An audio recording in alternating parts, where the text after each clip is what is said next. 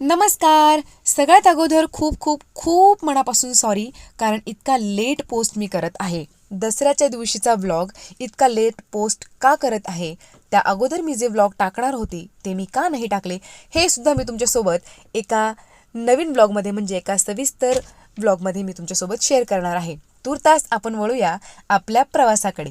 तर दसऱ्याच्या दिवशी मी काय केलं, मी कुठे गेले आणि का गेले, मी दसऱ्याच्या दिवशी जे केलंय ते सर्व इत्थंभूत तुमच्यासोबत शेअर करणार आहे. तर आम्ही सगळ्यांनी निर्णय घेतला, सगळ्यांनी म्हणजे माझी आई, माझे वडील, माझा भाऊ, माझी भाऊजाई, आम्ही सगळ्यांनी निर्णय घेतला की दसऱ्याच्या दिवशी आपण जाऊयात मार्कंडेय पर्वतावरती. हे आहे महादेवांचं मंदिर आणि पायथ्यापर्यंत आम्ही गाडीने आलो. त्यानंतर आम्ही सुरू केला आमचा मार्कंडेय पर्वतावरचा पायी प्रवास. हा दिसतोय छानसा धबधबा, जो की दुरून इतका सुंदर वाटत होता, असं वाटत होतं कधी त्याच्या जवळ जाऊन आणि त्याच्या खाली असं मस्तपैकी भिजूयात. आणि मग केला आम्ही पुढचा प्रवास सुरू, जिथे दगडांनी असा खचाखच भरलेला रस्ता होता, ज्यावरनं चालणं थोडंसं मुश्किल होत होतं. आणि ही आहेत इथे दिसणारी रंगीबिरंगी झाडे. खूप साऱ्या फुलांची फुलझाडे दिसली. त्यात मला हा निळ्या जांभळ्या गडद रंगाचा जो काही झाडांचे जे काही गुच्छ दिसत होते ते मला खूप आवडले आणि मी खूप एन्जॉय करत होते. ती जी हात मागे करतीये ती आहे मी, आणि हा आहे माझा भाऊ, ती आहे माझी भाऊजाई. माझा भाऊ आई आणि बाबांसोबत काही बोलत होता. आणि हे आहे तिथलं निसर्ग. बघता बघता आम्ही इतके वरती आलो आणि बघा आम्ही असं खालनं वरतीपर्यंत जो प्रवास केला तो सुद्धा मी घेण्याचा प्रयत्न केलाय. वरती आल्यानंतर एक छोटासा झरा वाहत होता, तुम्हाला मी दाखवला ना तो सुरुवातीला धबधबा, तोच धबधबा, हीच ती छान नदी, ज्या दोन नद्या आहेत त्या एकत्र येऊन आणि छानपैकी तिथे धबधबा तयार होत होता. आणि वरती आल्यानंतर थकल्यानंतर थोडे बसलो, थोडा आराम केला आणि तिथे प्रचंड हवा असल्यामुळे मी सगळा आवाज कमी केला, सगळा आवाज घालवला आणि तुम्हाला इथलं वरून खालचं निसर्ग कसं दिसतंय हे दाखवूया म्हटलं.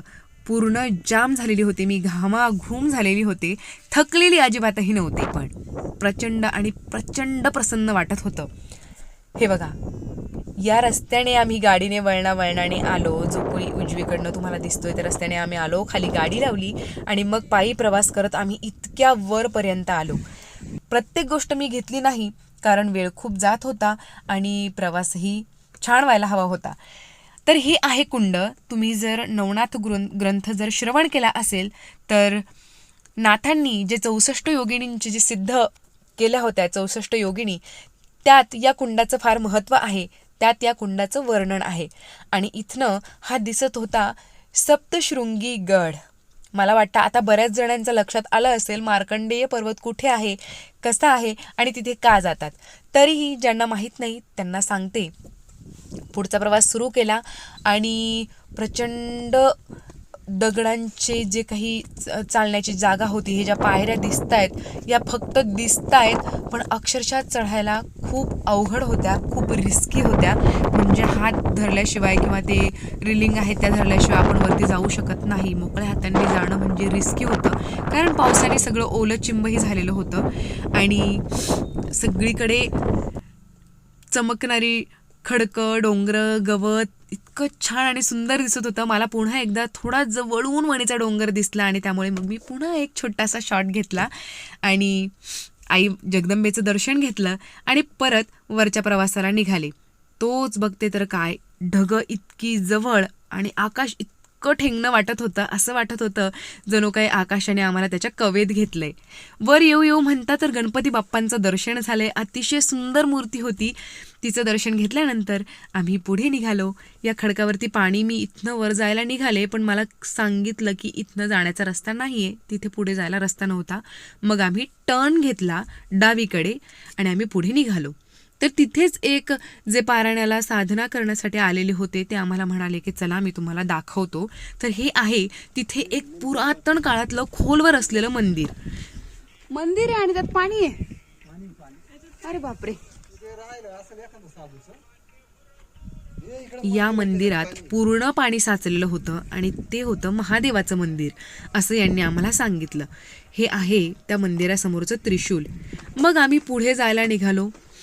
रस्ता खूप रिस्की होता काही ठिकाणचा. हे आहे इथे कुंड. किती सुंदर जुनं कुंड असेल, खडकामध्ये कोरीव काम व्यवस्थित करून आणि ते कुंड केलेलं असावं. इथनं पुढे गेल्यानंतर मी तो शॉट घेतला नाही. खरंच सांगते मित्रांनो, इतका मोठा साप माझ्या भावाच्या पायाजवळून त्याला धक्का लागून आणि तो माझ्याकडे येत होता आणि मी प्रचंड घाबरलेली होते. आणि हे मला आठवलं ही साप सुरळी बघून, जी की मस्तपैकी उनपाळ्या घेताना दिसलीये. ती उनपाळ्या घेते होती आणि तिला बघून मला तो प्रसंग आठवला. मी तो शॉट घेऊ नाही शकले कारण प्रचंड घाबरून मी त्या सापाला बघून जी काही पळत होते त्यात काहीच आलं नाही. आणि हे निराभ्र आकाश जे काही पाण्यात दिसतंय अत्यंत सुंदर. आणि मग आम्ही निघालो परत पुढच्या प्रवासाला. छान मस्तपैकी सगळीकडे हिरवळ आणि त्या हिरवळातून असा छान दगडांचा छोटासा रस्ता. इतकं सुंदर वाटत होतं सगळं. म्हणजे प्रत्येक श्वासोनश्वास आम्ही सेलिब्रेट करत होतो असं म्हणायला हरकत नाही. म्हणजे सेलिब्रेशन हा शब्द खरंच मला वाटतं त्या वेळच्या त्या प्रसंगाला अनुसरून आहे. माझ्या मनातल्या ज्या फिलिंग छान वाटत होतं, अगदी सेलिब्रेशन केल्यासारखं वाटत होतं मला. आणि हे एक दुसरं कुंड आम्हाला तिथे दिसलं जे अत्यंत लांब लचक असं मोठं होतं, ज्यात मला वाटतं 3 टप्पे असे केलेले होते. तिथे जे कोणी पारायणाला येतात, साधना करण्यासाठी येतात, त्यांच्यासाठी हे कुंड आहे.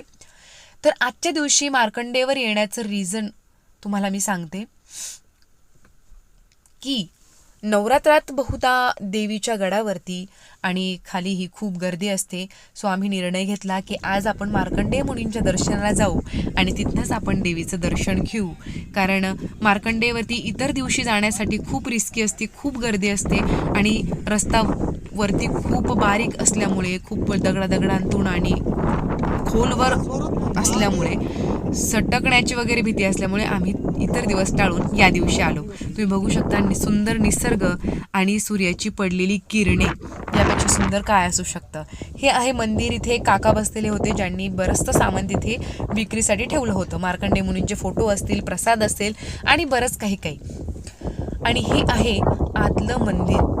छोटंसं आहे, छोटेखानी मंदिर आहे, पण मूर्ती प्रचंड प्रसन्न, तेजस्वी.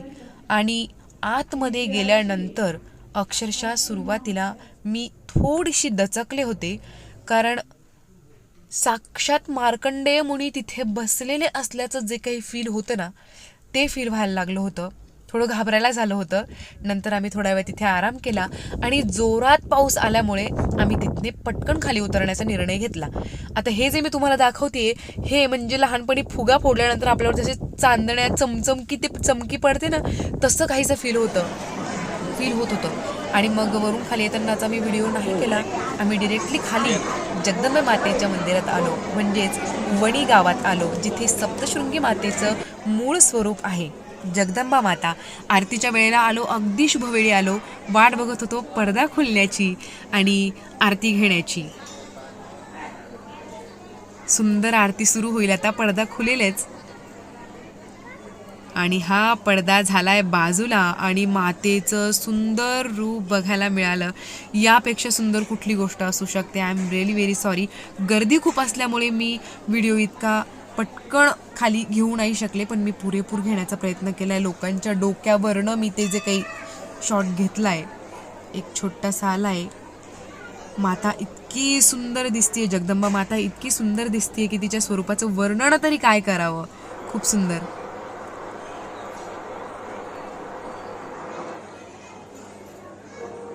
आणि आरती घेतल्यानंतर तिथे गावात आलेल्या आम्ही पालख्या बघितल्या, ज्यात जगदंबा मातेचा मुखवटा होता आणि ती लोकं ओरडत होती, खाली खाली पानं खाली ठेवा, असं काहीतरी ती मला सांगत होती.